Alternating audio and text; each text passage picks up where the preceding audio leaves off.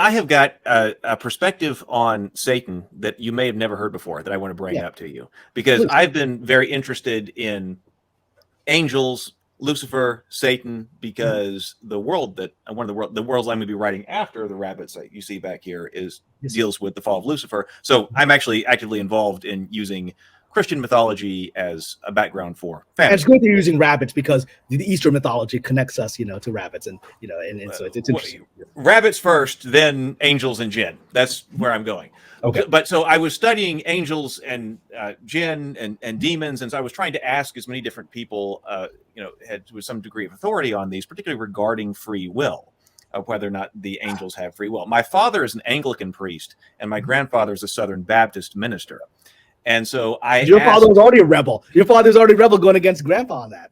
Right. Yeah, I know. It's kind of weird that he's very liturgical Anglican. He had come out of the Episcopal Church. And of course, obviously he attended Southern Baptist Church as a kid, but then like my mother's family was always Episcopal. So I guess that's why he joined that when he married my mother. Which is because that's one would call that a more progressive kind of Christianity than, it's a very liberal kind. I mean, conservative Catholics, I don't know about these Anglicans, man. Well, yes, and this is a side point from what I was about to make. Yes, but let's go back to the main point. Yes. The Episcopal Church is a very liberal church, but the Anglican Church, my father split from the Episcopal Church because he wanted to be more conservative, and so he's actually from. So there's still an Anglican conservative movement. I know in Britain there definitely is, but even then, Britain has been moving. The Anglicans have been moving more towards Episcopal liberalism, but that's a whole other conversation. Right. The nature of evil. Okay, so what? So I asked my father, do the angels have free will?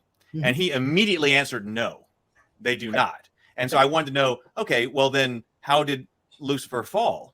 And then he was like, he immediately backtracked on that because he didn't want a situation where God would make something like, create evil, right? So he backtracked on that, and that maybe the angels do. Although the Bible is actually very clear, I believe it's in Isaiah where God is quoted as saying that I create evil. I mean, he says it in the Bible, but that's a whole other conversation. Well, but then I asked my Southern Baptist minister grandfather, do the angels have free will? And he also said no. Okay. And I asked him, directly. And so I asked him, well, then how did Lucifer fall? And he didn't backtrack on, oh, well, maybe he does have free will. He said something I've never heard before. He said it was because Lucifer was the creative angel, and he used his creativity to bring evil into the world. And that's a very interesting, a little troubling, I think, that interpretation. Well, a little troubling, but it completely shocked me, and it sticks with me today. Because he's rural Alabama. My grandfather, so growing up in a different time, and if you think about the time of that rural Alabama out in the country, what should you be doing as a man? Let's say, is it writing a poem or a play or something like that? Of course not. They want how much wood did you chop? There is you got to be practical. Fields to you got to survive. Right. And so it from that cultural perspective, when he said that, like literally and directly associating the satanic with the creative, I was like, oh my God, that makes sense from a cultural perspective. Well, it makes sense, and again, it comes from modern evangelicism is a evolution from Puritanism, even though one would argue it's not a direct root, but that it comes out of that thing. And the Puritans wouldn't dance; they didn't like. They would not be big on creativity, right? Yeah, and again, they were survival mode. They were in this new continent trying to survive, and they thought anything as a distraction from that was literally life or death. Stunt Brat says that is it possible the angels have used free will, but after the fall they made a final decision? That was my father's opinion, that the angels made that when they fell they made a choice, and that unlike humans, which can oscillate and come back and be redeemed, that once the angel fell, that decision was eternal. That's what creates a demon and the demonic, that was an eternal choice. So let me now bring in the difference in the story of Islam of the origin of Satan. It's a similar but not same story. Okay, so scholars of Christianity will recognize parts of the story. It's very similar to early Christian texts that were not incorporated into the Bible, but we found the 2nd and 3rd century texts that have a very similar story in Christian writings. So the Islamic story is that when God created Adam, he ordered the angels to bow down to Adam and acknowledge that Adam is superior to them, because essentially Adam has free will and they do not, right? And he has a body and they do not. They're made of energy. And this is the interesting. The Quran says they all bow down except for Iblis. So Iblis is the figure that would become Satan. His name is interesting because it literally in Arabic means he that despairs. That's what it means. It means the person that so despair is the sin, is that he doesn't believe God can forgive him, so he despairs of it.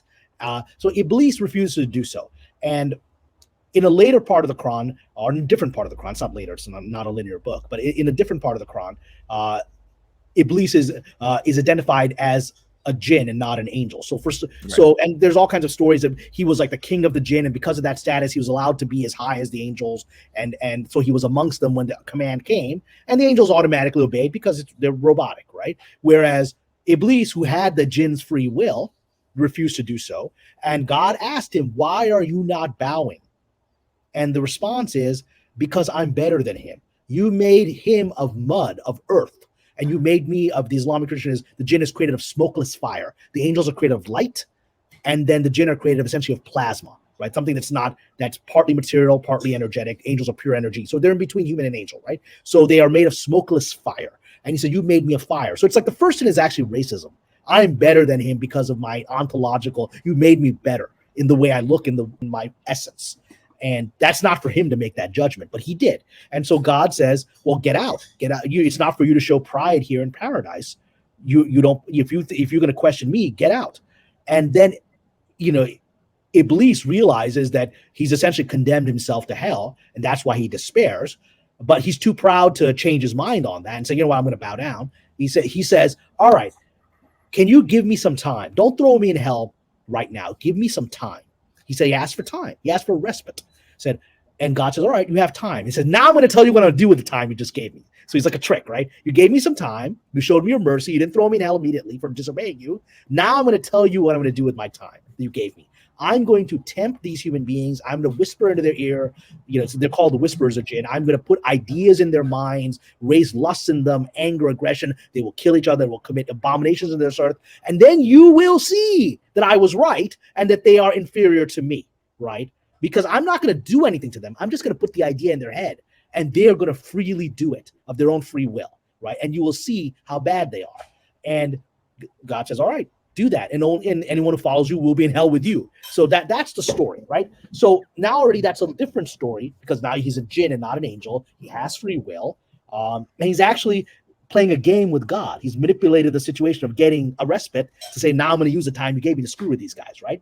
The other difference with the traditional Christian understanding of demons and Satan as understood, because he's called Satan in the Quran, he's Shaitan, that's the name, is that especially in the Catholic tradition, Satan can be seen as a very powerful adversary. Like we watch The Exorcist, right?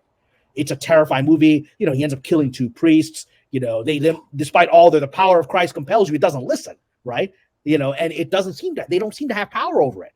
Whereas my friends who are conservative Catholics, I even know a Catholic exorcist, he's really afraid of these things because, he thinks that they are so powerful that even the word of God that he believes in may not be enough to stop them if I don't have this faith that's strong enough, right? In Islam, the Quran says Satan is weak. He's weak. His only power is to whisper ideas into your head, and you can just ignore him. And you can invoke God, remember God, and he goes away like a shadow when you point a light to it, right? Tolkien uses the shadow so much, right? So that's a major difference. In Islam, he's weak in that the moment you invoke God, the angels come and push him away. So he doesn't have, even though there's stories of possession, all these things, the Islamic thing is, well, he's not that powerful. And if you bring any kind of faith, you immediately drive him out, right? So that's a different perspective on the nature of evil. It's seen as this weak shadow that is easily driven away through choice, right? Whereas my Catholic friends think it's this constant battle, Lucifer versus Michael, and it's this intense battle. It's not seen that way in Islam because he's just a tempter. He has no power beyond that. So that is the major difference in the two traditions that have a Satan story, right? And that then affects your concept of evil. Is that, in the Christian tradition, because evil is this incredible force that's like this, almost like a black hole that can suck everything in, right? It's so dangerous. In the Christian tradition, you have Christ, God becomes man, and literally does a blood sacrifice, essentially to nullify the power of that, right? Because it's so powerful. And in Islam, we don't have vicarious atonement. We have Jesus is a huge prophet of Islam, but one of the other major differences is the Quran. In the Quran, Jesus is not crucified. He appears to be, so everyone around him thinks they're seeing the crucifixion, but that's not what happens. It's actually an illusion of some kind. And Jesus is completely unharmed in the process because he's God's prophet and God would never do this horrible thing to him. And the reason that story is different is that you don't need Jesus to die on the cross. You don't need him to die because his death doesn't make any difference, because there's no vicarious atonement, because evil is so weak it doesn't need this cosmic event. It just doesn't need it. It's easily driven away. Those are the differences in doctrine that come out of it. And as a result, maybe that's one of the reasons that Muslims have not been that afraid of Dungeons and Dragons and fantasy stories, because evil is seen as inherently weak. So it shouldn't have any more power over you than you give it.